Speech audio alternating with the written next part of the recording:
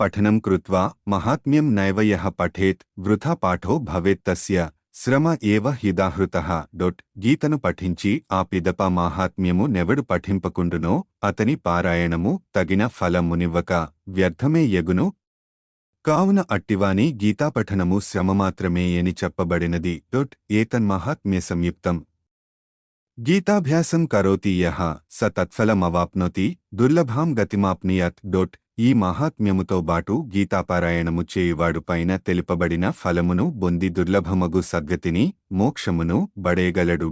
మాహాత్మ్యమేతద్గీతాయా మయా ప్రోక్తం సనాతనం గీతాంతే చ పఠేద్యస్తు యదుక్తం తత్ఫలం లభేతే. సూతుడు చెప్పెను, ఓ సౌనకాదమహర్షులారా, ఈ ప్రకారముగా సనాతనమైనట్టి గీతామహాత్మ్యమును నేను మీకు తెలిపితిని. ఇద్దానిని గీతాపారాయణానంతరమెవడు పఠించునో అతడు పైన దెల్పిన ఫలమును బొందును. ఇతి శ్రీవరాహపురాణే శ్రీ గీతామాహాత్మ్యం సంపూర్ణం.